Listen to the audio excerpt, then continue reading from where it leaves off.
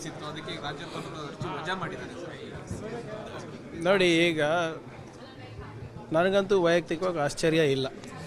ಯಾಕಂದರೆ ಇವತ್ತು CBI, IT, ED ಎಲ್ಲಾದರೂ ಪ್ರಯತ್ನ ಮಾಡಿದ್ರು. ಅವೆಲ್ಲ ವರ್ಕೌಟ್ ಆಗಿಲ್ಲ ಅಂದಾಗ ಗವರ್ನರಿಗೆ ಮುಂದೆ ತಂದಿದ್ರು. ನಾನು ಮುಂಚೆಯಿಂದನೂ ಹೇಳ್ತಾ ಇದ್ದೀನಿ, ಇದು BJPಯವರ ಸ್ಟ್ಯಾಂಡರ್ಡ್ ಆಪ್ರೇಟಿಂಗ್ ಪ್ರೊಸೀಜರ್, ಕೇಂದ್ರ ಸರ್ಕಾರದ ಪ್ಲೇಬುಕ್ ಇದು ಒಂದು. ಸೊ ಎಲ್ಲೆಲ್ಲಿ ಅವರಿಗೆ ಅವಕಾಶಗಳು ಸಿಗ್ತಾ ಇಲ್ಲ, ಅವರು ಸರ್ಕಾರವನ್ನು ಇದು ರಾಜ್ಯಪಾಲರ ಕಚೇರಿಯನ್ನು ದುರುಪಯೋಗ ಮಾಡ್ಕೋತಾ ಇದ್ದಾರೆ. ಅದೇ ನಿಟ್ಟಿನಲ್ಲಿ ಇವತ್ತು ತೀರ್ಪು ಬಂದಿರೋದು. ಕಾನೂನು ಹೋರಾಟ ಇದೆ ಅಲ್ಲ, ಅವ್ರ ಹತ್ರ BJPಯವರ ಹತ್ರ ಮತ್ತು ಕೇಂದ್ರ ಸರ್ಕಾರ ಹತ್ರ ಗವರ್ನರ್ ಇದ್ದರೆ, ನಮ್ಮ ಹತ್ರ ಬಾಬಾ ಸಾಹೇಬ್ ಅಂಬೇಡ್ಕರ್ ಅವರ ಸಂವಿಧಾನ ಇದೆ, ನಾವು ಅಪೀಲ್ ಮಾಡ್ತೀವಿ. ಈಗ ಡೆಲ್ಲಿನಲ್ಲಿ ಏನಾಯಿತು ಸರ್, ಜಾರ್ಖಂಡ್ನಲ್ಲಿ ಏನಾಯಿತು, ಛೀಮಾರಿ ಹಾಕಿಲ್ವಾ supreme court? We will fight this legally. ಆಮೇಲೆ ಜನರ ಬಳಿ ಹೋಗೋಣ. ಸಿದ್ದರಾಮಯ್ಯ ರಾಜೀನಾಮೆ ಕೊಡಬೇಕು ವಿಪಕ್ಷ ನಾಯಕರು ಏನಾದರೂ ಮಾಡ್ಕೊಳ್ರಪ್ಪ, ಕಾರಣ ಇರಬೇಕಲ್ಲ. ಇವ್ರ ನೈತಿಕತೆ ಬಗ್ಗೆ ಮಾತಾಡೋಕ್ಕೆ ಹಕ್ಕಿದೆಯಾ? ಇವ್ರಿಗೇನಾದರೂ ಸ್ವಲ್ಪನ ನೈತಿಕತೆ ಇದ್ದಿದ್ರೆ ಫಸ್ಟು ವಿಜೇಂದ್ರ ಅವರಿಗೆ ಕೆಳಗಿಳಿಸ್ತಾ ಇದ್ರು.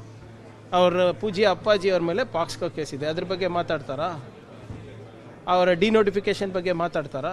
ಇವ್ರ ನೈತಿಕತೆ ಮಾತಾಡೋಕ್ಕೆ ಏನಾದರೂ ಹಕ್ಕಿದೆಯಾ BJP ಅವರಿಗೆ? ಆಪ್ರೇಷನ್ ಕಮಲ ಮಾಡೋದು ಇವರು, ಭ್ರಷ್ಟಾಚಾರ ಮಾಡೋದು ಇವರು, ಹೆಣದ ಮೇಲೆ ಹಣ ಮಾಡೋದು ಇವರು, ಕಸದ ಮೇಲೆ ಹಣ ಮಾಡೋದು ಇವರು, ದಲಿತರ ಮೇಲೆ ದೌರ್ಜನ್ಯ ಮಾಡೋದು ಇವರು, ಅವಾಚಕ ಶಬ್ದದಲ್ಲಿ ಮಹಿಳೆಯರಿಗೆ ನಿಲ್ಲಿಸೋದು ಇವರು, ಮುನಿರತ್ನ ಅಂತ MLAಗಳು ಇಟ್ಕೊಂಡು ಮೆರೆಸೋರು ಇವರು ನೈತಿಕತೆ ಬಗ್ಗೆ ಮಾತಾಡ್ತಾ ಇದ್ದಾರಾ? Do they have any moral right? First ಏನಾದರೂ ನೈತಿಕತೆ ಇದ್ದರೆ ಇದ್ರ ಬಗ್ಗೆ ಎಲ್ಲ ಮಾತಾಡಿ, ಆಮೇಲೆ ಸಿದ್ದರಾಮಯ್ಯ ಅವ್ರ ಸಾಹೇಬ್ರ ಹತ್ರ ಬನ್ನಿ.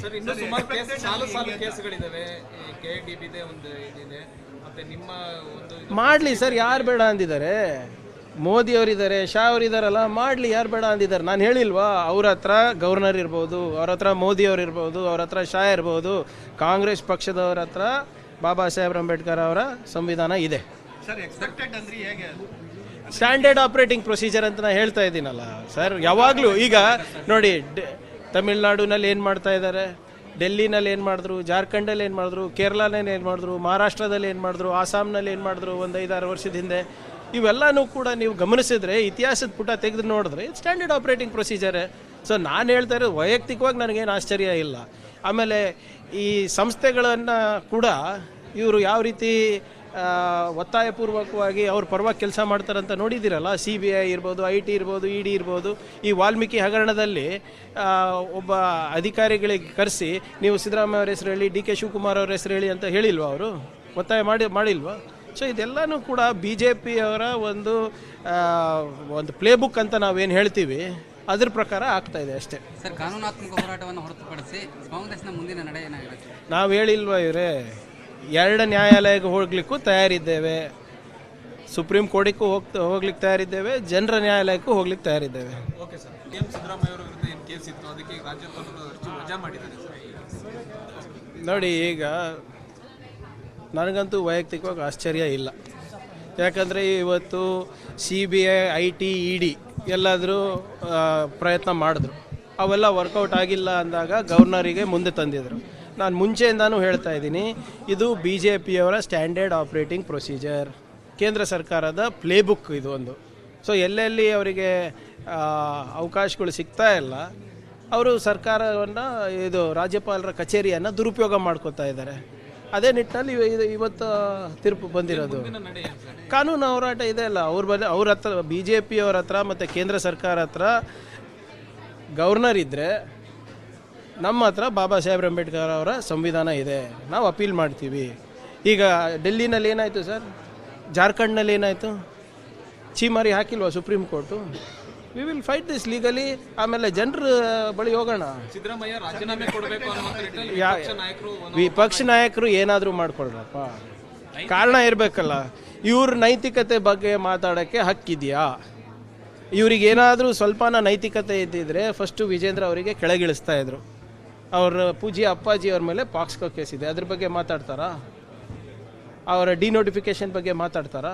ಇವ್ರ ನೈತಿಕತೆ ಮಾತಾಡೋಕ್ಕೆ ಏನಾದರೂ ಹಕ್ಕಿದೆಯಾ BJP ಅವರಿಗೆ?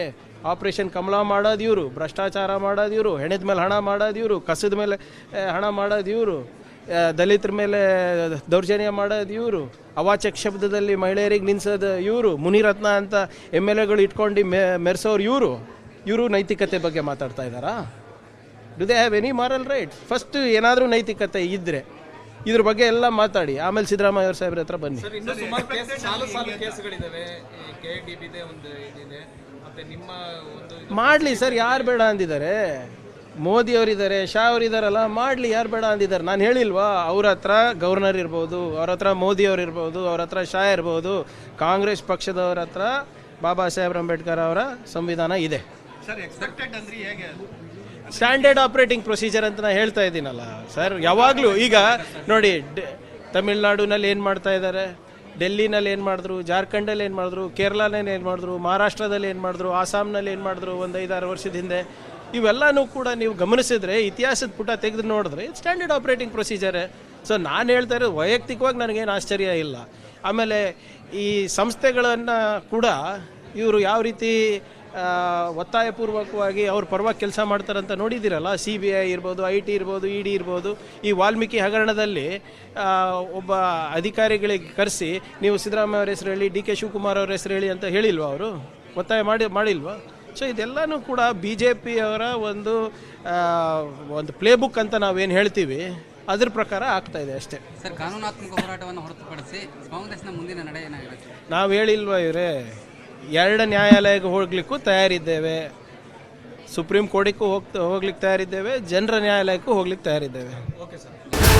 150 ಸುದ್ದಿ, 120 ಇಂಪ್ಯಾಕ್ಟ್. ಸೂಪರ್ 3 ಇಲ್ಲೇ ಡ್ರಾ, ಇಲ್ಲೇ ಬಹುಮಾನ. ಮಾಧ್ಯಮ ಇತಿಹಾಸದಲ್ಲೇ ಮೊದಲು ಪರಿಹಾರ ಪತ್ರಿಕೋದ್ಯಮ. ಜೀವನ ನಡೀತಾ ಇಲ್ಲ ಸರ್. ಗುರುಲಕ್ಷ್ಮಿನಿಲ್ಲ, ಪಿಂಚಣಿನಿಲ್ಲ, ಇದನ್ನೇ ಮಾಡಕ್ಕಾಗಿಲ್ಲ ಅಂತಂದ್ರೆ ಇನ್ನೇನ್ ಮಾಡ್ತೀರಿ ಬೇರೆ? ಏನು ಕಳಿಸಿ ಆ ಸಮಸ್ಯೆಯನ್ನು ಪರಿಹರಿಸಿಕೊಡ್ಲಾಗ್ಬೋದು. ನಮ್ಮ ಪುಣ್ಯ ಜನ ನ್ಯಾಯ ಚೋಟ ಮಾಡ್ತಿರ್ಬೇಕು. ಒಬ್ಬ ಅಜ್ಜಿ, ಅವರು ವಿಕಲಚೇತನರು, ಯಾರ ಹತ್ರ ಹೇಳೋದು? ನಿಮ್ ಪ್ರಾಬ್ಲಮ್ ಏನಪ್ಪಾ ಅಂತ ಕೇಳೋದಕ್ಕೆ ಯಾರು ಇಲ್ವಲ್ಲ. ಆಗ ನಾವಿರ್ತೀವಿ, ನಾವಿರೋದೇ ನಿಮ್ಗಾಗಿ. ನಾನು ಇರುವವರೆಗೆ, ಅವರು ಇರುವವರೆಗೆ 1000 ರೂಪಾಯಿ ತಿಂಗಳು ಆಗ್ತೀನಿ. ಆದ್ರೆ ಈ ಕೆಲಸ ಇದೆಯಲ್ಲ, ಯಾವತ್ತೂ ಕೂಡ ಶಾಶ್ವತವಾಗಿ ನಮಗೊಂದು ಒಳ್ಳೆ ನೆನಪನ್ನು ಕೊಡುತ್ತೆ, ನಮ್ಮನ್ನು ಕಾಪಾಡುತ್ತೆ. ನಾನು 3 ಮಾಸ ಭಿಕ್ಷೆ ತಿನ್ಬೇಕು. 24 ಗಂಟೆಯಲ್ಲಿ ಅವರ ಬದುಕು ಬದಲಾಗಿ ಹೋಯಿತು. ನಾವು ರಿಪಬ್ಲಿಕ್ ಕನ್ನಡ, ನೇಷನ್ ಫಸ್ಟ್. ಸಮಾಜ ನಮಗೆ ಬಹಳ ಮುಖ್ಯವಾಗಿರುತ್ತೆ. ನಾವು ಆ ಜಾತಿ ಈ ಜಾತಿ ಅಂತ ನೋಡೋದಿಲ್ಲ. ಸಮಾಜದ ಕಟ್ಟ ಕಡೆ ವ್ಯಕ್ತಿ ಯಾರಿರ್ತಾನೆ, ಅದು ಯಾವುದೇ ಜಾತಿಯವನಾಗಿರ್ಬೋದು, ಯಾರು ಕಷ್ಟದಲ್ಲಿದ್ದಾನೆ ಅವನ ಪರವಾಗಿ ಧ್ವನಿ ಎತ್ತುತ್ತೇವೆ. ಆರು ಕನ್ನಡಕ್ಕೆ ಧನ್ಯವಾದ. ನಾವು 1 ವರ್ಷದ ನಿರ್ಭೀತ ಪತ್ರಿಕೋದ್ಯಮ ರಿಪಬ್ಲಿಕ್ ಕನ್ನಡ. ಇದು ನಿಮ್ಮ ಧ್ವನಿ.